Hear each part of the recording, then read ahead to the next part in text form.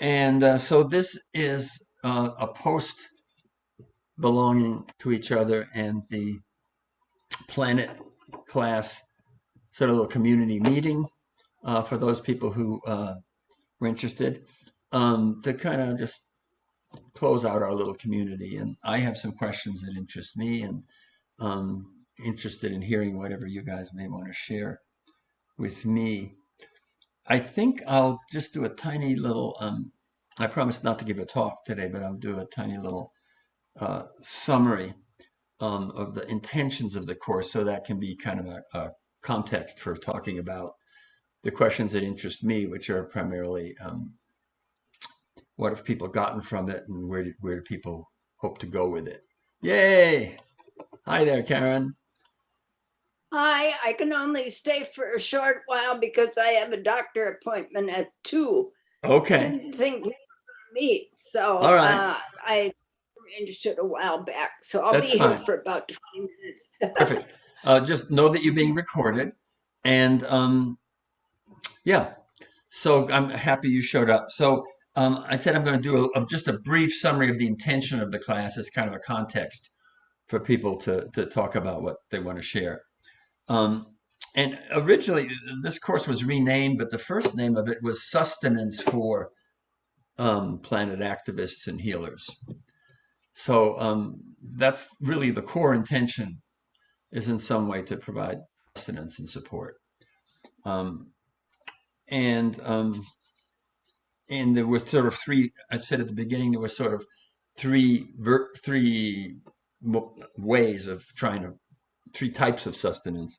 One was to provide a framework or an intellectual framework for a sort of a map here where we are, and that's the one about the that we are living in the dominant paradigm of the period we're living in, despite all the beautiful stuff that's growing within it. The predominant paradigm is the paradigm of narcissism, in that we need to make a paradigm change on every level of our lives. And so hopefully that's the purpose of that framework was really just not to depress us, but to say, oh, here it is again. Here it is on the personal level. Here it is on the community level. Here it is on my internal structure. Here it is in my relationships with other people. Here it is in our society's relationship with other races, peoples, sexes. Here it is in our society's relationship to nature and the environment. Here it is again on our relationship to spirit. So the hope of that was simply to provide an orientation that hopefully is useful. And that part of belonging, right? The basic concept is belonging. That part of belonging is to be oriented, and that there's a history of, the four directions or the six directions, if you include up and down, a history of uh, the things that orient you. Here you are here. Here's where you are in the universe. Of that being sacred in most um, tribal religions, tribal spirituality. So that was one. The other goal was to try and provide an opportunity for community and for people to share and process with each other and get to know each other a bit. And then the third one was to offer an experiential to support some tools that might be useful, being aware that people already have a lot of their own tools, but some a possible addition to people's repertoire for accessing the, however you want to call it, the life spirit that is within each of us. And that's not some hoity-toity fancy idea, but that is literally part of us being a living organism. And to access that energy so we can appreciate it, be supported by it, and ride it. So some of the concerns I would have is that talking about the paradigm as being so ubiquitous that could be depressing. And so we spent a whole class trying to get clear that paradigms give birth to the next paradigm, and that it's within the disappointments and broken promises of one paradigm that the other paradigm, that the next thing gets born. So we haven't really talked as much as we might about, all the places where we see goodness in life and a different way of treating each other. Where we see people basically behaving and constructing ways of relating that acknowledge that we're all in it together, and that the hole in the other guy's side of the boat is your problem as well as that person's. And then the other idea about the paradigm, which is relevant to, I think, what we want to talk about today, is that there's something generous about that, because if the nested realms, right, the personal, the interpersonal, blah blah, if the nested realms are depressing in the sense of, my God, it's got us on every level, it also means that we can be part of resisting and transforming it and creating a new paradigm at each level of our lives. And that means that it's appropriate, I think, for each of us to have a look at where we think what we have to offer is most, where our special place is, or what might be our special gifts that we have to offer to the process. And those gifts include talents, they include experiences, they include accumulated wisdom, and they include just where your passion is. What when you do it makes you feel alive, and that you're giving of your excitement in life. So I think that's the sort of introductory wrap. And so the kind of questions that come up for me, we can talk, anyone can share whatever they want to share. And there's two parts to that. One is, I am interested in feedback for how to do this better, or how this could grow or shift what I'm doing. But that's for me. But the more important thing, purpose here, and that's useful to me. But the more important purpose here is what's been useful to you, and what do you take with you, and how and what of that can be helpful. And then so I have some questions about that, which I could, well, I'll say, so I'm interested in what the people taking from the class, what you didn't get that you wished you did, where you're moved to take it, what gifts you believe you have in yourself that you want to bring, and what support you want to cultivate into the next stage. So that kind of opens it up. I can repeat some of those questions or make them more precise, but just interested in hearing what people want to share. Something I found that I'm sorry. I just realized. I so apologize, but I realized there's something I need to say, which is that I'm also responsible for someone who's suffering with dementia, who's downstairs, my brother-in-law, and who may appear or require attention from me at some point. So just so you know that. Nina, go ahead. I love hearing from you. Something that really helped me years ago when I was going through some really terrific losses and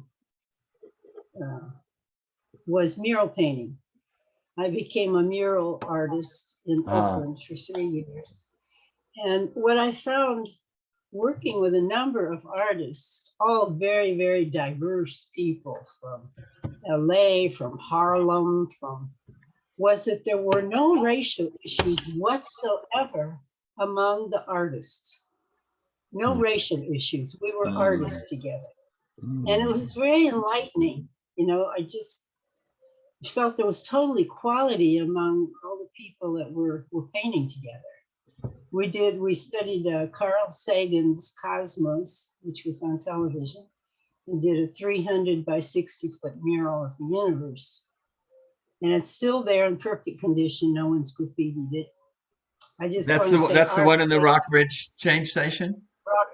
Rockridge Bar. Yeah, I have a friend who lives near there. I'm going to go have a look at that next time I'm in. You can see some of it online. All the galaxies are my art. But that saved my life, mural painting. It just pulled me up and out. And then later I got certified as a scuba diver, which really brought me into animal rights, because what I saw in the ocean and what I've seen on factory farms and so forth. That's my passion now, and I spend hours at it. In a group we have here, we go protest circuses if they have elephants and tigers, and we're working to save the wild horses. And so I really feel like I have some real positive purposes. Plus, looking at my grandchildren, I want it to be a much better world than it is today. Yeah. Fantastic. More equality and saving the oceans, saving the animals, saving people, saving people. More equality, more justice. So it sounds like being immersed in a creative process with a group of people. That sense of being immersed in a creative process with a group of people was profoundly, whatever you want to call it, healing Yeah. And I'm thinking that's exactly what we don't get easily here. I find that true today too. I belong to Southern Oregon Animal Advocates. I also belong to Red Earth Descendants, where I've learned a lot about Native cultures for specific reasons. I belong to that. And yeah, where the group has some like-minded issues or, you know, desires for change, it can be very enlightening. Yeah.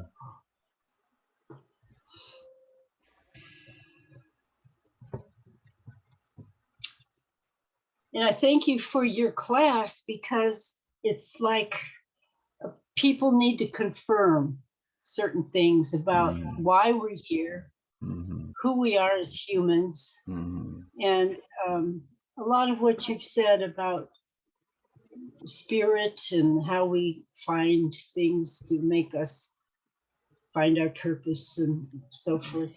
I appreciate very much your giving the class. Thank you. Thank you so much. You know, I a number of times when I've said, I remember, I think last class I said, you know, are we part of, can we learn something from our ancestors or whatever else, you know, something like that. And you said, yeah. Yes. So a number of times you've done that where I go, okay, we're done. So I've appreciated that a lot. And I think, yeah, I think the things in my life, the things I find most supportive, that really support me, is when I read them or hear them and I go like, yeah, like I knew that. Yeah, there it is, you know. So so I'm hearing that yeah, it's confirming has been confirming for you in a certain way. So lovely.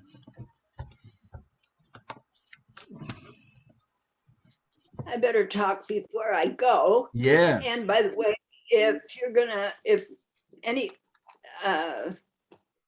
interest in coming together afterwards, I would let me know. I'd like to do it. The first time that we met, I couldn't find you. I was looking around in Lithia Park, driving around. I just couldn't find you. Hiding your hair. Terry has an offer. Terry, you wanna say what you said to me?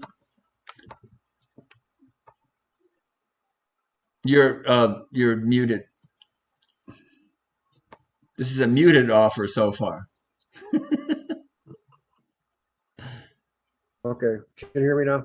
Yeah. All right, so I'd like to invite you, any of you who'd like to join me here at our house on the creek, on Ashland Creek. We have a deck. You can sit out in the back and talk out there. I think it'd be a nice place for you to experience. And if you're interested, we can figure out a time, and we'll know the place, and we'll know the subject. Okay, that's great. I know where you live. Oh yeah, I do too. I do too. It was, you live in a very natural kind of setting. Oh yeah. Yeah. 422 Hellman Street.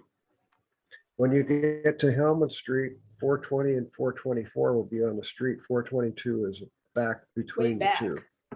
Yeah. So Terry, I'm gonna ask you to send an invite to everybody that'll have that information, because I want to catch Karen before she goes. Right, I'll do it. Thanks. Yeah, Wonderful. I just wanted to say a little bit more. before I go, which is that this got me re-interested in all that I know about systems theory and Yeah. how it has had such a major impact. And it comes from a place of science, but it's quite different from reductionistic scientific evidence. And my dissertation was on that, and I thought, my gosh, maybe I should publish my dissertation. You know, Yeah. I did it a long time ago, but it really is quite. I'm reading through it now to see how I think about it, but I would probably do it on Amazon. And it got me really interested again in, this whole area of thinking. So I don't know yet what I'm going to do about it, but I might wind up publishing it with a foreword because I did it so long ago, but it's almost startling in how relevant it still seems.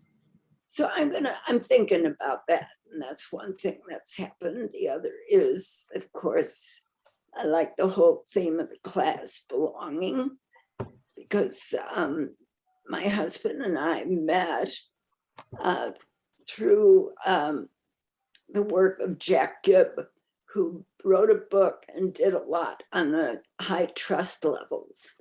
And I think if there's one fundamental thing that is, destroyed or is in bad shape right now, it's trust between people.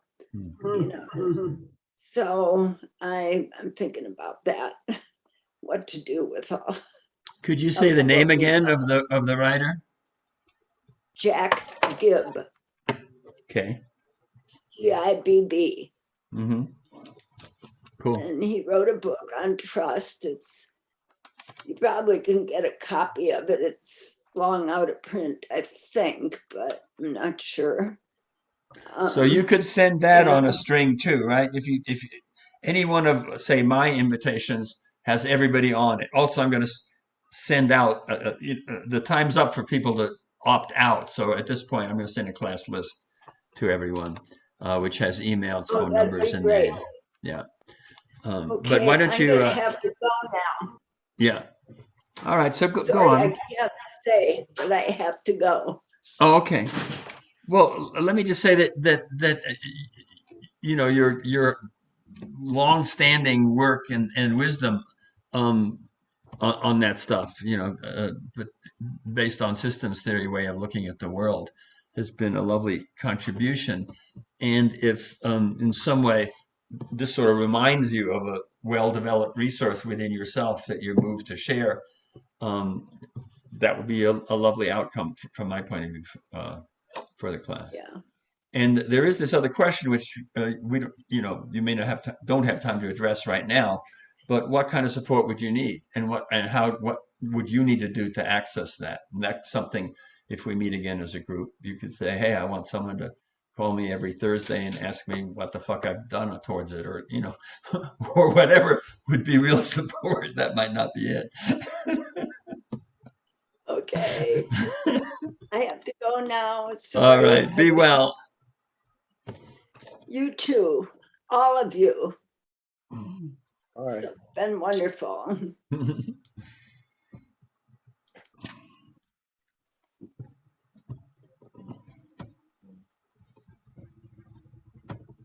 Hmm.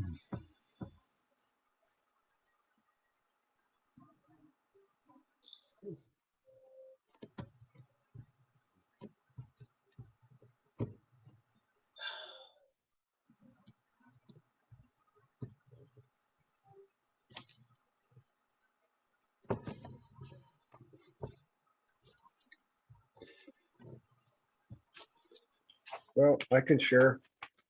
Let's see.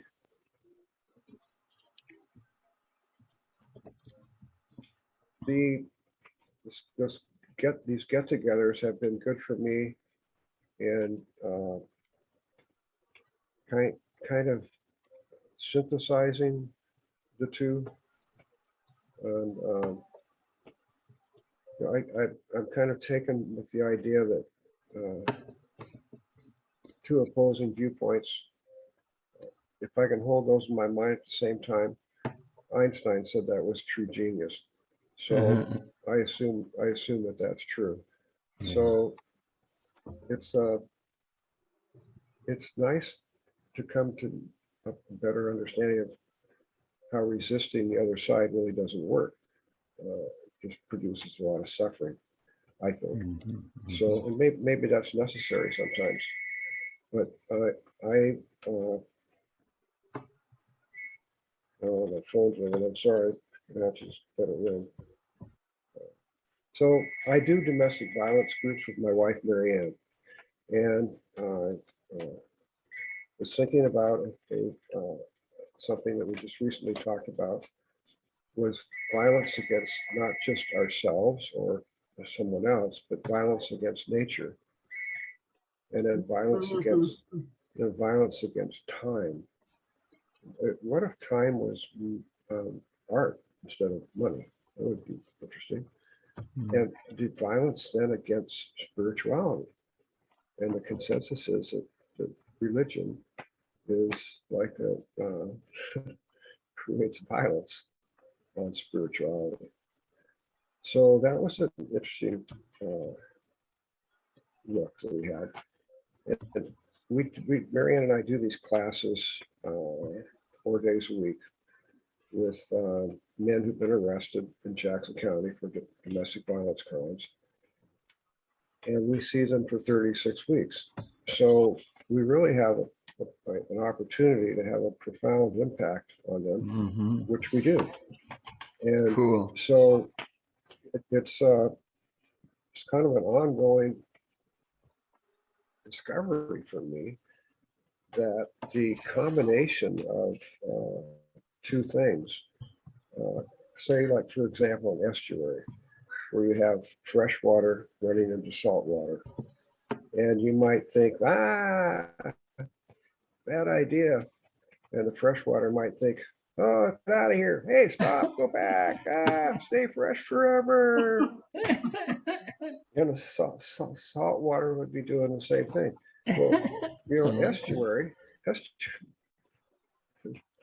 majority perhaps of the world population lives on estuaries. Why? Because they're the most biodynamic ecosystem on the planet. So I find that interesting. That Diversity makes them rich. Yeah, just like, whoa, wow. So I teach the men to become what I would call estuarians. And an estuarian is really like a permissionary that gives other people, not that they need your permission, but permission to be who they are.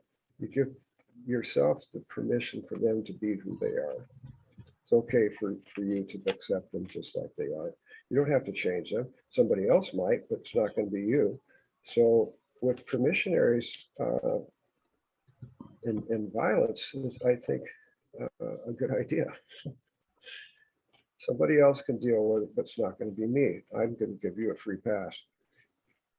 So that's part of what an estuarian is, but an estuarian even goes further. An estuarian goes to the point where it will not only just give you permission to be who you are, but learn how to work with you, learn how to live with you. And by doing that, have a biodynamic ecosystem. And isn't that what nature is all about? Is that adapting? It's all about adapting. So why then would we want to resist that which shows up? Wow, I don't like this. What can I do about it? Nothing. Okay, then why get upset about it? So there are other things that I can channel my life into. And so this has been it for me, is teaching these classes with men, my wife and Marianne, is just like it's like a heart orgasm, which I would call an immaculation. It's like, ooh, after group, I just come sit down and just my heart is just, wow. Because some of the things I see in these men and what they say are just like, whoa. To watch somebody have a transformation in life is a wonderful thing. And so that's kind of what I'm realizing, that it would be real easy for me as a 5 on the Enneagram to just kind of like disappear. And I don't want to do that. I find myself in a situation where I am being almost forced to put all these lessons into a workbook. So that really is my my my intent, is to put this all into workbook form that they can use and that anybody could use and have a healthy relationship with another person, the environment, and yourself. So I'm really thankful for this class, because it's looking at two opposing things, and what what do we do? What do we do with this?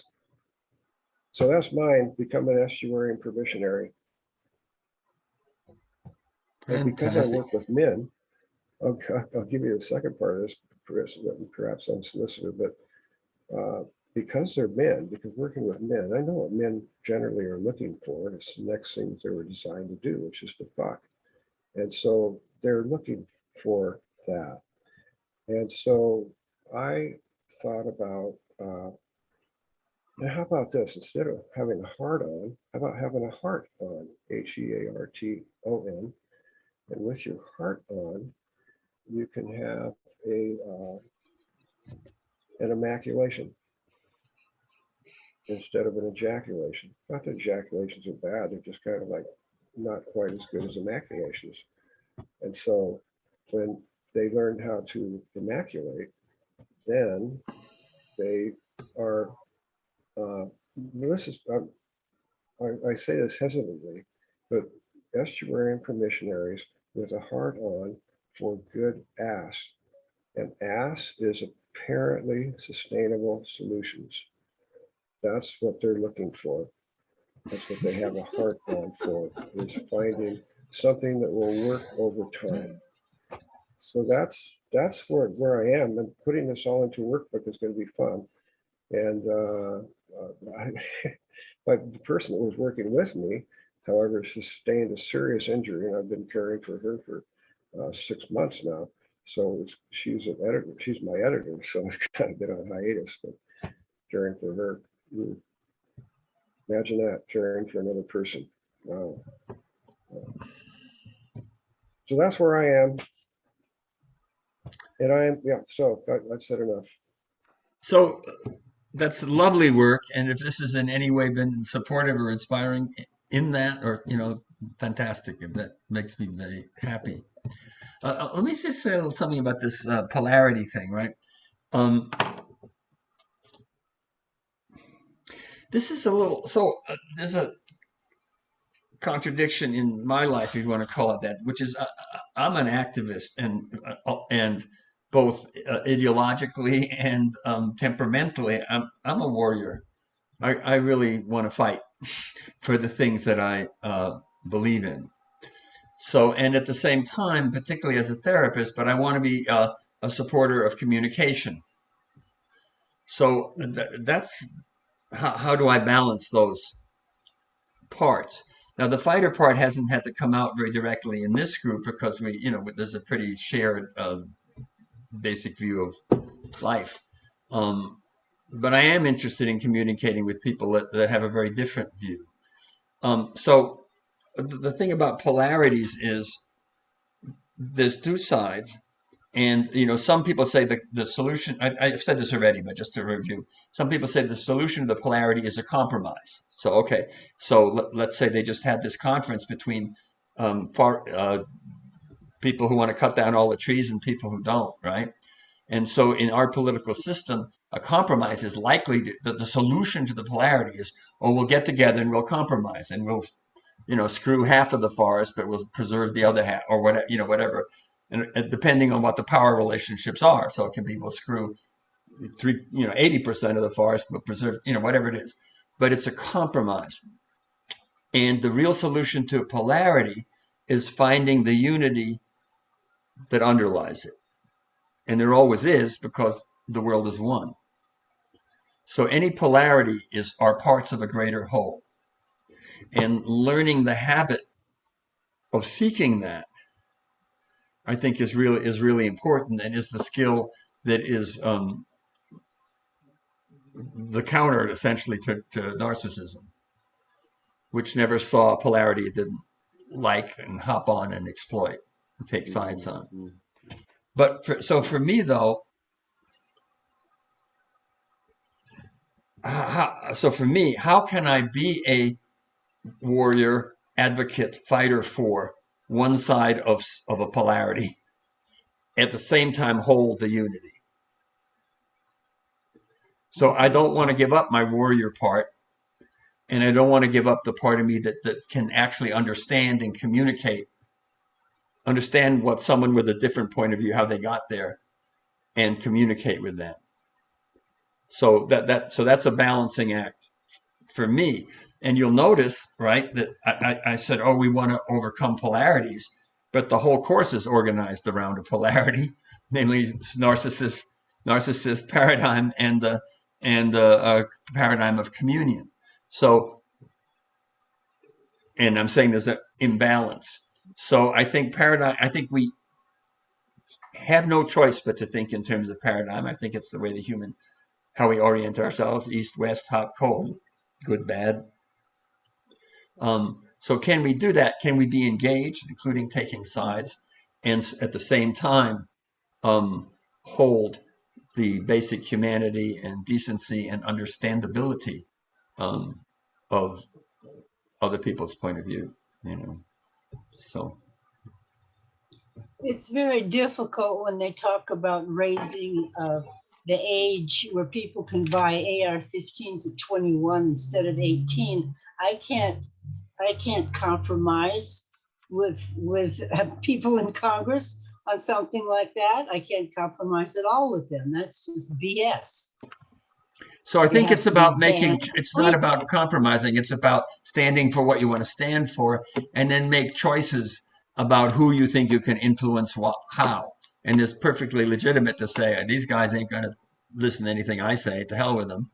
But you may find a lot of people who come to that idea, from a place that you can understand or respect in some ways. For instance, I just looked to my right. I was driving and this car had a Trump sticker on it, and I looked to my right, and there was this person who looked, is a woman, who just looked down and out, looked like someone who most people who look at will immediately reject. And I was going like, okay. And I mean, Trump doesn't deserve this, but somehow he plugged into, if you feel that the existing world thinks of you as a bunch of ugly crap and treats you that way and tells you that way, and someone says, oh, look at all these sophisticated people who think that way about you, somehow he becomes a champion of that. Now, I can say that that's stupid, how anybody believes that this guy stands up for anyone but himself, much less underdog, blah, blah. But anyway, it was just a hit on, okay, I do not live in this person's body. I don't live in her psychological or economic world. And probably if I had a conversation with her, I don't know, God knows, blah, blah. And that's different, I think, than the flat out corporate interests and hire guns who are consciously taking it, like the armaments industry, which purposely takes advantage of those people and of Trump, of their insecurity, of how unsafe they feel in the world, that they need to have weapons. They're scared someone's going to take something away from them. So, and someone is.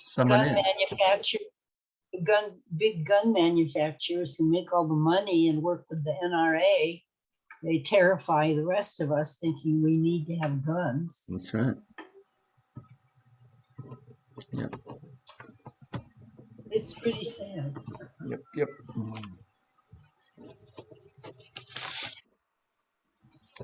I can't even comprehend what's going on. can't comprehend it at all. So I'm looking at my questions here. What take from the class? Where moved to take it? What gifts do you bring? What support do you want to cultivate? Those, I mean, it seems like all of you that have spoken have, you are deeply engaged in something that uses your gifts, and your gifts are really apparent. I mean, Nina, one of your gifts is your fieriness. You are just man. I love having you on my side. You just I think part of the reason might be, and I'm afraid to even talk about it now. I grew up speaking Russian at home. My mother was a Russian refugee whose father was executed by Stalin. And I now really carry that with me now. I took care of my mother for 9 years, going blind. And I think about her all the time, and all my refugee relatives. Thank God they're not here, because Putin's totally insane and needs to be in a prison cell.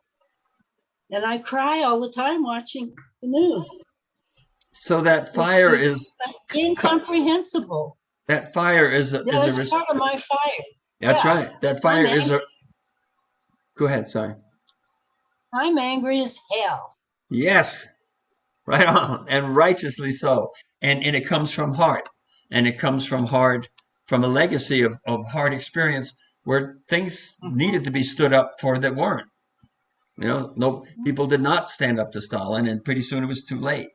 That's the interesting piece, that tipping point when when when the person has so much, and it doesn't take much. It may just take 10-15% if they're not stood up to of the population, when it becomes unsafe to not agree with them, not only to not enthusiastically. They're all afraid. Yeah, and for they're all good afraid. reason. Where are all the 15,000 protesters? Are they dead, or are they in Siberia? That's right. And all the young soldiers, 30,000 of them, probably lied to and threatened. Maybe Putin threatened that he'd kill their families. That's what I believe. So this is my feedback to you, is that your anger and the way it comes from heart is beautiful. Yes. And it's a real resource that you are offering the world, and I think it's wonderful that you're doing that. I knew a lot of immigrants right here in Ashland, Ukrainian and Russian, brothers and sisters. Most of them have dispersed now to Hawaii, San Diego, and other places, but I still have some friends here. But there was no inequality among Ukrainians and Russians. In fact, most Ukrainians speak Russian. And Terry, I think all my life I felt alien because I was called Dirty Commie all through high school.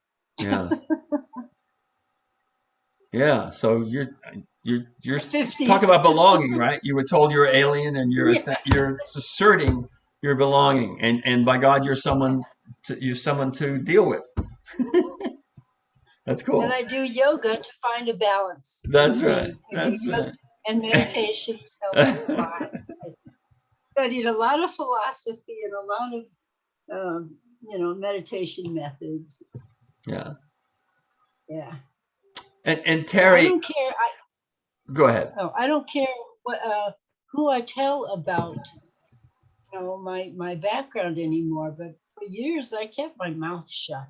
Lived a very repressed existence. Yeah. Because in Berkeley, I was out there on the street a lot. That's right. You got permission to open your mouth. I marched with Cesar Chavez. All right. Terry, I wanted to. There is my experience of you. There's just a deep depth and calm from which your insights come. That's very comforting and soothing, and I can see where it would be with your folks, the folks you're working with, and particularly if you add then your humor and your wordplay gifts as a way to do that. So I have appreciated your presence a lot in this way. Thank you. Yeah, I tell them my intention in the group, why I'm there, is to provide them with potentially life transforming information in a wise, humorous way. All right. That is a bold. That's great. I like that. Terry, I remember you from Karl Marzak's class. Always Oh, be, Carl's class, yeah. yeah, it was kind Yeah. of a calm influence in the class. Oh, yeah. So Marilyn, you haven't been able to make it to the classes, and I don't want to pressure you to share anything, but I'd love to hear from you if you feel comfortable with it. But you will have to unmute yourself if you want to talk. You're muted right now. I kind of live in a bubble, I think. Uh-huh. I do spend a lot of time with my art, and I have shown workplaces, and that's been a big part of my last 25 years. But I haven't done anything outside of that. Uh-huh. Tell us about your art. Well, I had some major medical problems Mm-hmm. and couldn't work any longer. And all of a sudden, my art became very important to me. Mm-hmm. It was like saying that I was still here, kind of thing. Mm-hmm. I was part of the Art and Soul Gallery for years. Oh yeah, that's a When we great place. Oh, Yeah, I was one of the original people. oh. That's a But wonderful institution. Is that being resurrected in some way? Do you know? yeah, Yeah. we have a new owner, and she's got it going again. Oh. But it just got to be too much for me, hauling paintings around, and I've kind of worn my husband out because he's been doing it for me. Can you recruit But some young person to haul your stuff around? well, that's a possibility, I guess. Remember, one of the questions was, what kind of support do you need to cultivate? One of my questions. My family's been very helpful. Oh, They've good. all been very supportive of it. But I'm to the point now where I'm slowing down considerably. Just don't have the stamina for it. Yeah. I like the thing that I'm still here. I like that a lot. Yeah. Well, Still here. Do you have any art that you could point your camera at and show us? gosh, just look around. Oil or acrylic or pastel? No, actually, I worked in watercolor and pastel mostly. I have a piece at the Rogue Gallery right now in their expressionist exhibit. They used it on their card they sent out, which is Wow. very abstract, very different for me. Uh-huh. Can But it was fun. you move point your camera at something in there? Is that too hard to do? You might not even have to move the whole computer. You could just move your camera. I mean, close up to it, or bring a picture to the camera. Yeah. Wow. Well, let's see. The Schneider has a great exhibit right now. Yeah, It's I want to almost see it. gone. It's almost gone, you said? Yeah, it's going to be gone soon, but a Russian artist who started out as an icon painter and then turned it into something combining modern art to it. Incredible. Oh, wow. Ooh, Wow. watercolor? No, this is pastel. Oh, pastel. Wow, Oh, I can hear it. You beautiful. hold that up and I can hear the water. Oh, it's not very colorful. Beautiful. Oh, it's wonderful. It's actually Ashland Creek. Uh-huh. Yeah, Oh. yeah, By yeah. God, you are here. See that? Oh, that was fabulous. Got another one handy?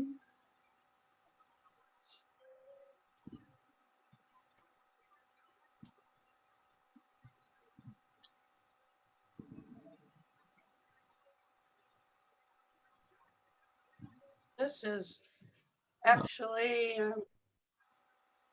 Hmm. Park. Rogue Wow. River. Yeah. Mm. What's the medium on this one?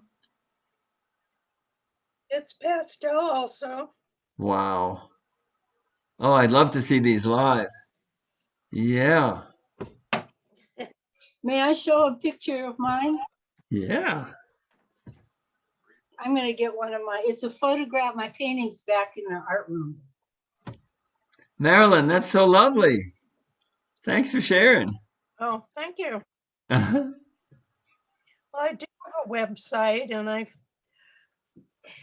know, done a few shows, but it just if you want to you can email if you have something that's it, that you can email it to the group. I'd love to see stuff. It's reflecting a curtain. okay. Oh my God, look at this. Oh, San pretty. Francisco Bay. So what's medium is this? This is what's a photograph of an oil that I did of San Francisco Bay from Piedmont Hills Wow. Cool. on my aunt's house. Wow.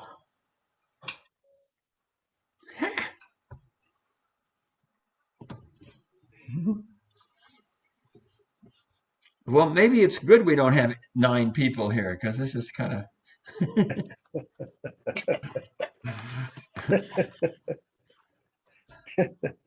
Art could save people's lives, yeah. right, Marilyn? Right. And save And a your number life. of people have talked about that, Yeah. in this group, Makes you including feel good when you finish something and you think, "Ooh, I did that." something concrete. Not exactly concrete, but physical. Cool. Well, I could move to a little, this is a little more self-centered part, but people have what worked for you in the class, just ideas. What worked for you in the class, what's missing, what could be different, anything like that that would be might be helpful to the next bunch.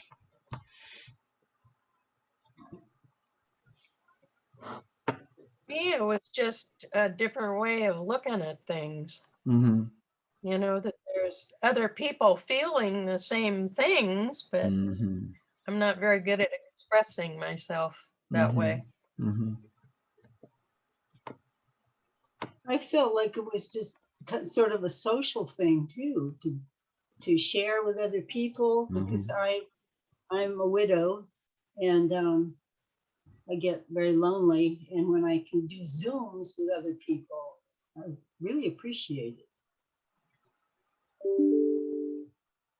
Sharing, we all need to feel cared about. And when a person like you, Bob, gives a class, you're telling us that you care that we have good mental health. Mm-hmm.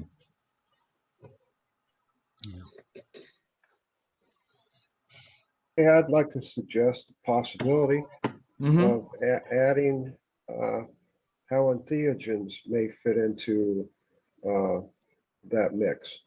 Adding what? Science. Entheogens. What's that? Entheogens are substances when taken in produce a state of oneness. Yeah. Yeah. Mhm. So I Okay. think that could be interesting because they're the sacred Yeah. ceremonies that Yeah. have used those kind of substances for thousands of years, and they seem to have a real sense of connection, Yeah. especially 5-MeO-DMT is all about connection, Yeah. all about So you connection. have a bunch of If you're experience with talking that. about belong, Yeah. yeah, Okay. yeah. Um, Did you say theologians? The he word ingests And he theo, ingests and theogene. theologians. theologians? If you're a D, theologian, stay away from Terry.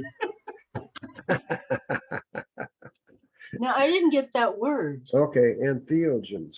And E-N, theologian. What does E-N, that mean? it means when you take those Drugs. substances, it produces a state of oneness within Oh, you. you mean Yeah. like hashish? Okay.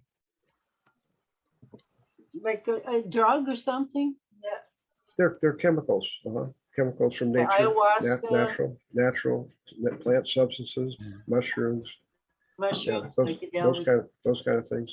Yeah, Let- especially the one 5-MeO-DMT is the most potent chemical that you can take into your substance, into your system, and will give you a non-dual experience within like 10 seconds. And it's What's the stuff? good. 5-MeO-DMT. Most people know DMT, but they don't know about 5-MeO-DMT. Okay. So I personally I think don't have the experience and wouldn't offer that in a Zoom class. But No. it sounds like something that you have a bunch to offer about. So let me Yeah. Go ahead. Can I so say some people in Carl's class did take ayahuasca, and I refused because I had many experiences in Mexico and in Berkeley with peyote, hashish, and my limits are that I wouldn't really want to take anything anymore. all right. I'm going to remind everyone we're recorded here. Okay. Okay. I don't care anymore. Just I mentioning don't that. care what I say anymore. See, that's a I'm going to be 84 years it's a old. beautiful next stage year. of life to be in, isn't it? Yeah. I have a couple of questions, so a concern I had was whether the emphasis on the paradigm was depressing or discouraging, or whether there was enough balance about uh, things being born. Because I didn't really take the time to talk about different constructive movements that are happening, or maybe a little, but not much. Was that an issue? Was the class depressing? I guess is part of what I'm asking. Besides just being real. I don't think so. Okay. I don't think so, because I think everyone in your class felt free to, contribute. Mm-hmm. Okay. It felt pretty much positive and negative, balanced. Okay. Maybe more resources, not just books, but Yeah. um, Another question. What was my other question? Oh, the experiential part, the sort of meditations and stuff.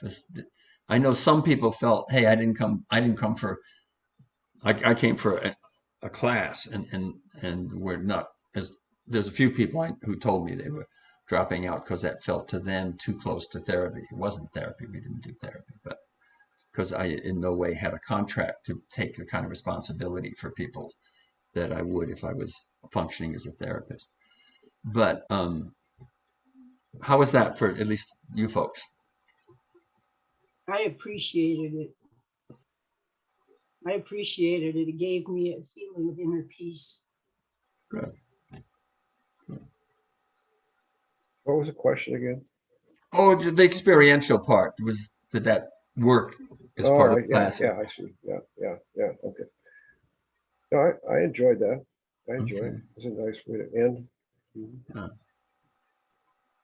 All right. Other than the passengers, but behind the passengers. But And here's another last question, maybe for now. Any ideas? I want to take this someplace. I haven't decided whether I'm offering a class, this class again. But if this class were offered live, uh, or something that would be not this class, but there would sort of be a follow-up for perhaps for graduates of it, because there's 4 groups now who've taken the class, and all each of those classes there was a sweet bonding among the people in those groups. So I wondered about convening all of whoever wants to from that. But any ideas about what a good place for me to take this?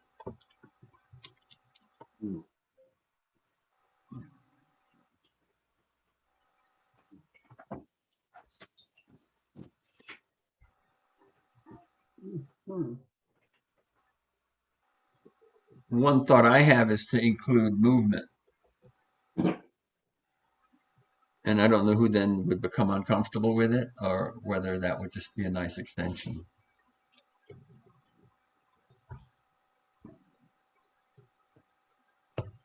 I think it would be very good because most of us are seniors and everybody has to keep moving. Mm-hmm. And I Okay. take that kind of advice from athletes that I've known Yeah. who tell me you have to keep moving, keep Yeah. walking, keep moving, Yeah. because the body and mind work together.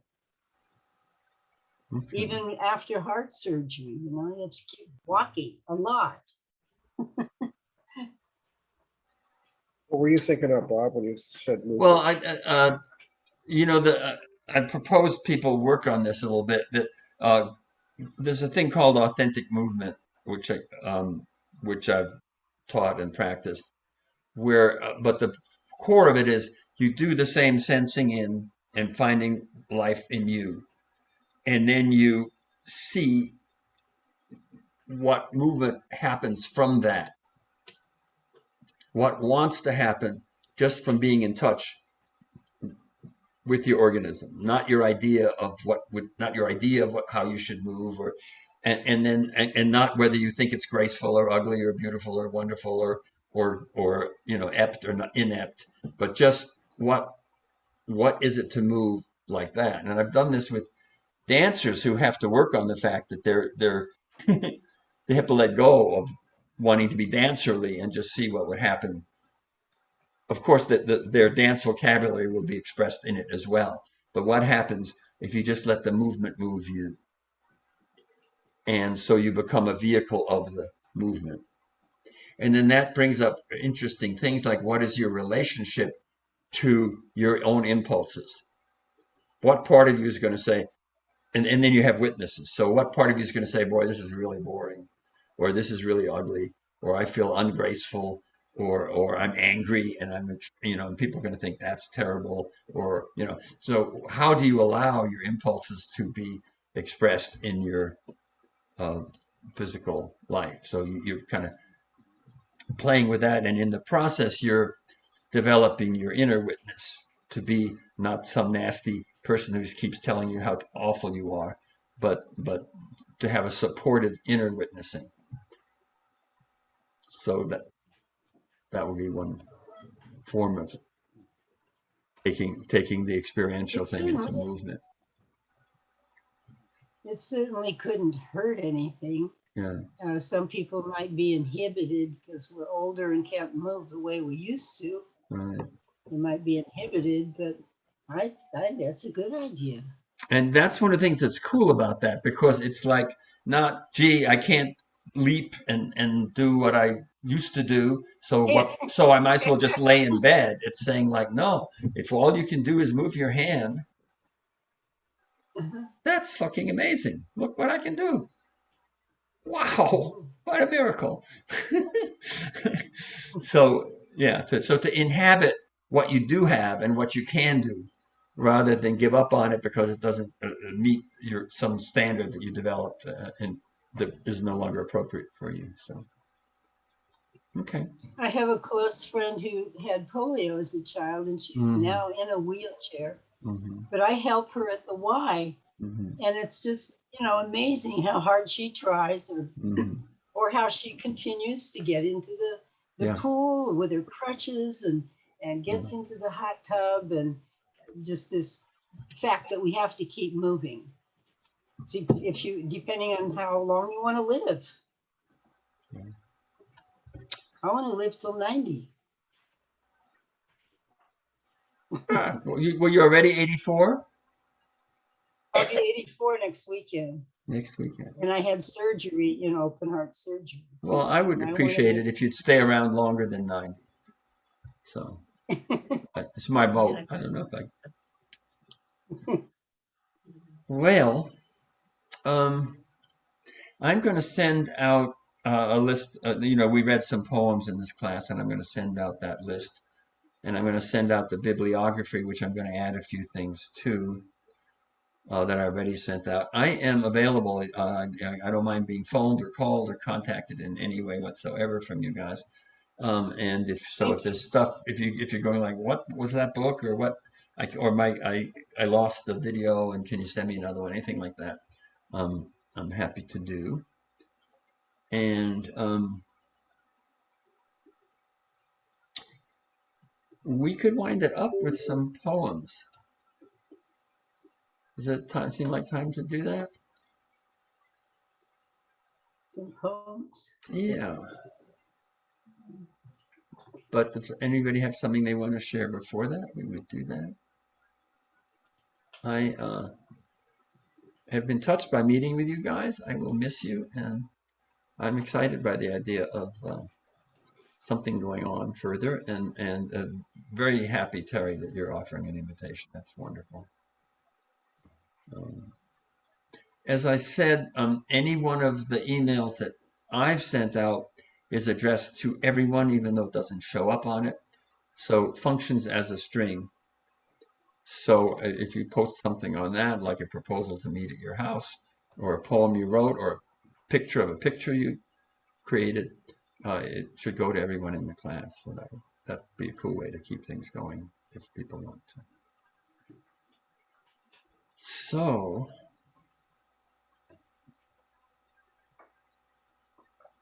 I wrote poetry many years ago, in the 70s, but I haven't written any lately.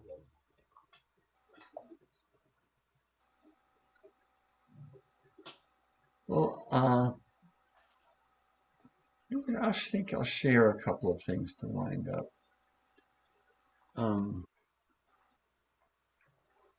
This is what's a little embarrassing here. I'm going to share something written by Rilke and then something written by me.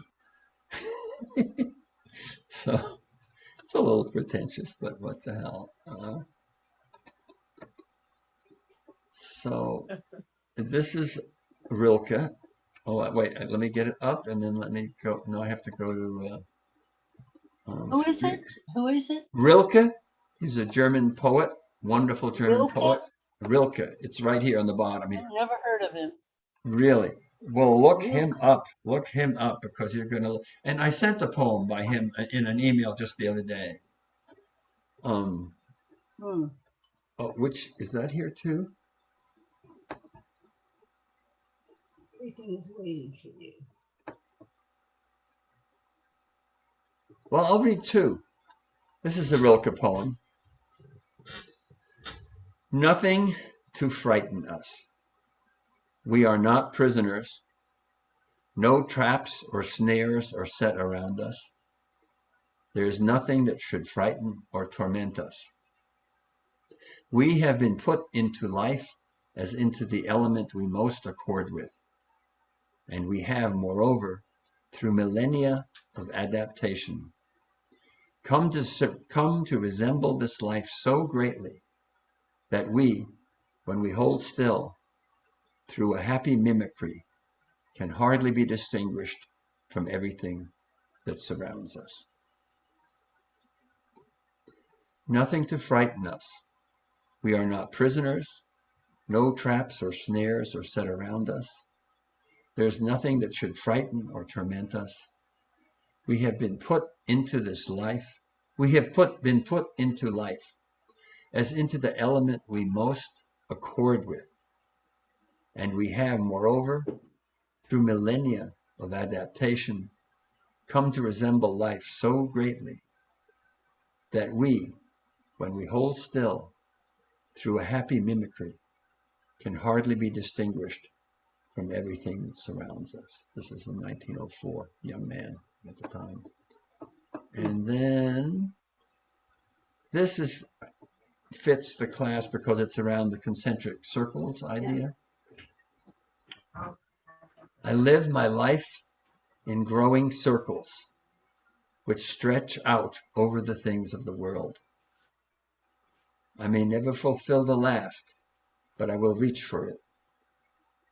I circle around God and the ancient tower, and I have been circling for 1,000 years, and I still do not know whether I am a falcon or a storm or a great song. I live my life in growing circles which stretch out over the things of the world. I may never fulfill the last, but I will reach for it. I circle around God and the ancient tower, and I have been circling for 1,000 years, and I still do not know whether I am a falcon or a storm or a great song. And give me a second here.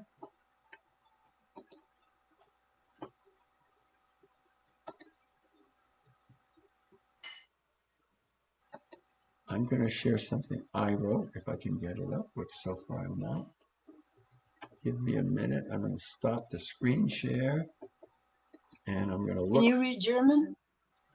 Yeah, haltingly. I speak fluent German, but I never went to school in it. So I actually, the Rilke one is my translation because I couldn't stand the translations of the Circle one that I read. They were all done by people who thought they were poets and had to improve it or explain what Rilke wrote. Rilke is very simple, and mine is a very direct, simple translation, way better than any. I looked for a good one and couldn't find one. Okay, I am going to find something here.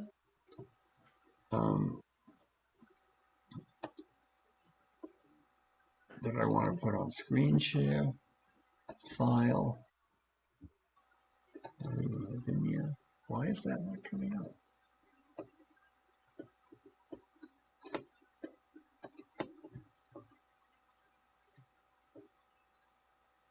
This should be doable. Okay.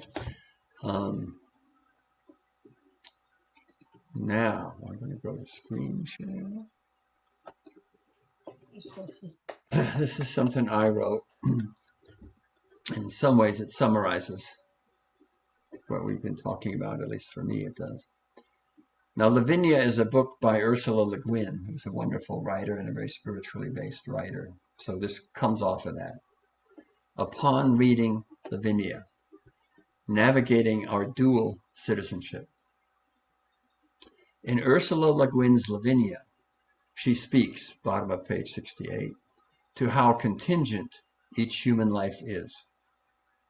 In addition to her contingent personal life, the pagan Lavinia says, that's a quote from the book, I am a fleck of light on the surface of the sea, a silent wing on the wind, a bodiless voice in the forest of Albunea, which is her local forest.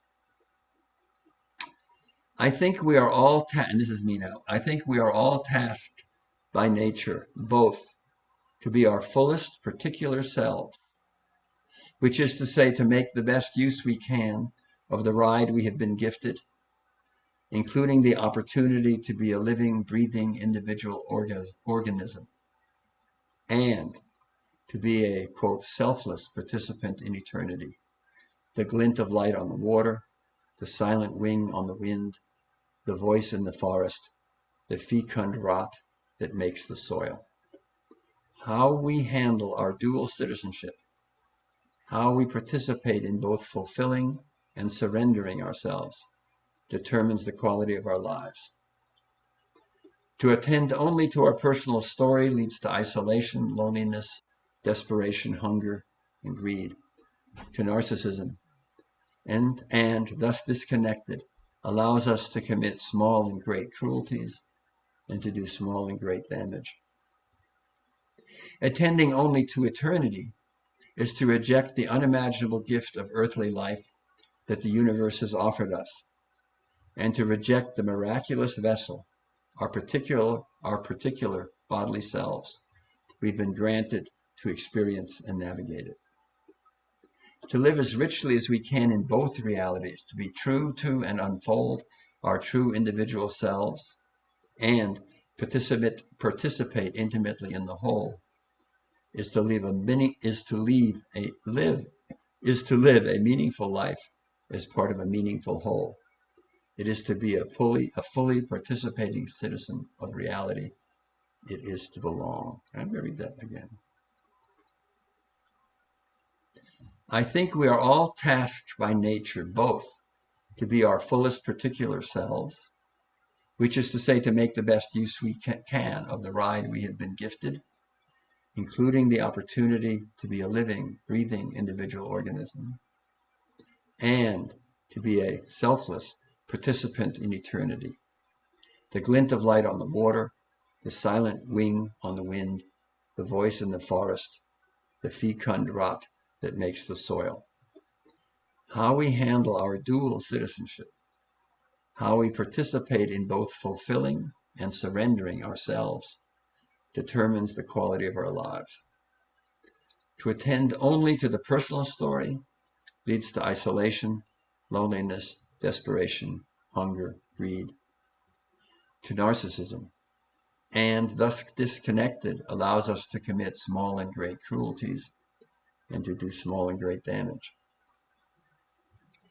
Attending only to eternity is to reject the unimaginable gift of earthly life that the universe has offered us, and to reject the miraculous vessel, our particular bodily selves, we've been granted to experience and navigate it. To live as richly as we can in both realities, to be true to and unfold our true individual selves, and participate intimately in the whole, is to live a meaningful life as part of a meaningful whole. It is to be a fully participating citizen of reality. It is to belong.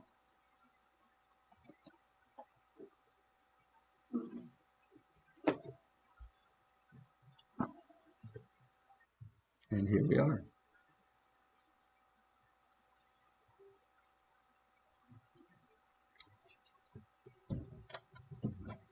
So we have 2 minutes if anyone wants to say anything besides goodbye for now.